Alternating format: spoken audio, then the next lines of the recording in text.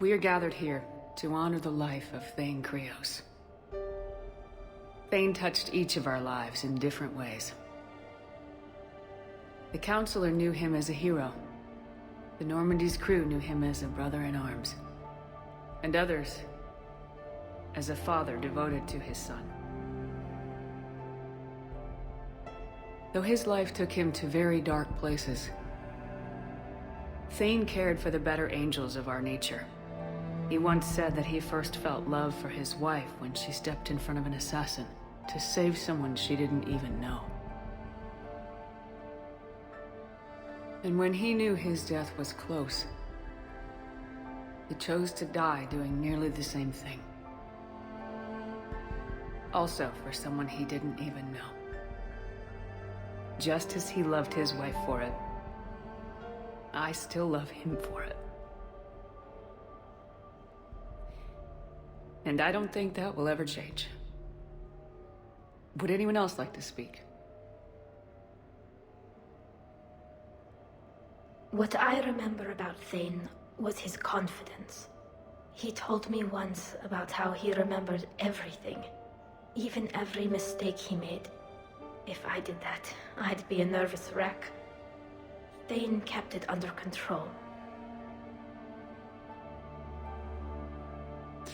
It's strange, but the last word I'd label Thane with is assassin.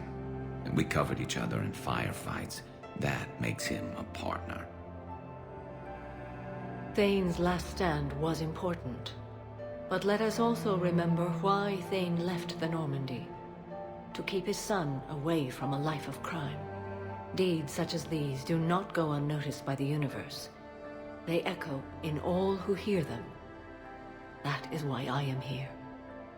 Thane took himself seriously, a trait with which I did not always agree. I tried to make him laugh on several occasions.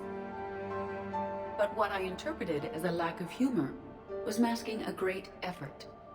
Thane was turning his life around, in a way few organics do. The day Thane came onto the Normandy, all Kelly and I knew about him was that he could probably kill us all with a ballpoint pen. But after you got to know him, there wasn't any reason to be afraid. He let you know where you stood. Kolya, do you,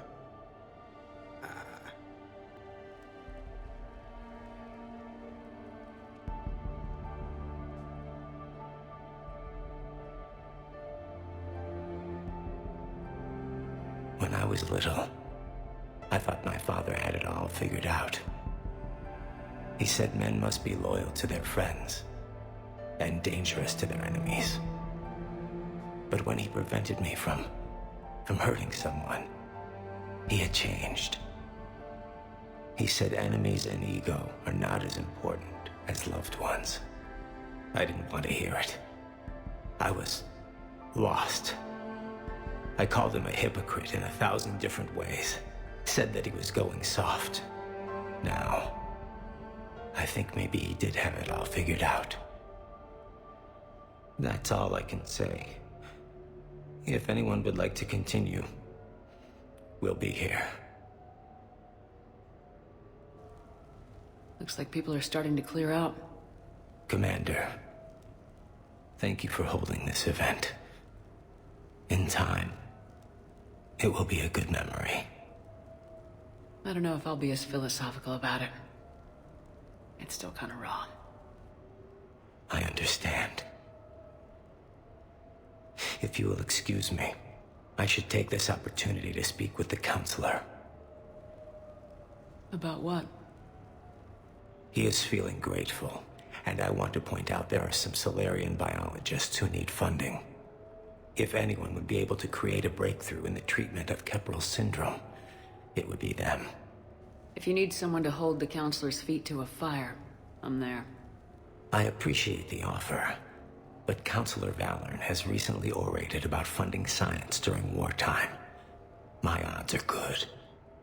Oh, before I go, I was organizing my father's possessions, and I came upon copies of video messages he tried to send you.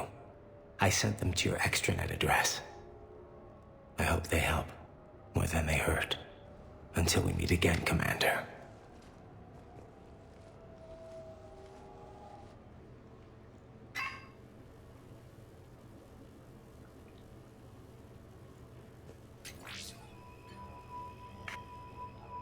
Sia. I've thought over what you said, and in retrospect, I think leaving the Normandy was for the best. It was saddening to see our crew go their separate ways, but it is better than answering questions in an Alliance interrogation room. I hope this message finds you well. As for me, I have moved into an apartment on the Citadel not far from Kolyat.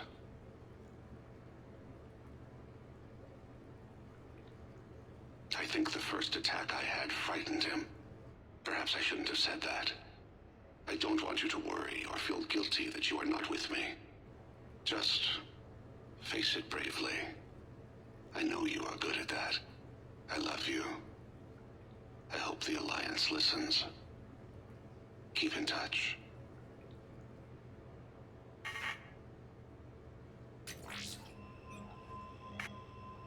Shepard, if you sent a message back, I didn't get it. I suppose communications from someone of my reputation would be restricted. The irony is, I am a danger to no one these days. I am even paying taxes on my investments. I can't expect Kolyat to do so if I don't. He is doing better. He has no significant other, and he is temperamental. But he is employed and staying out of crime. I can tell he is serious about changing. It has cost him more than a few friends. Send something back if you can, Shepard. I can only learn so much from news reports about you. I have tried a false identity to try to get this message through to you. We'll see if it works. I have good news and bad. The good news is that Kolyat and I took a few days to visit Earth. Light the shade of her eyes. Shrill sound of chirping stops. I scan the ground. See two tiny bodies locked by claws.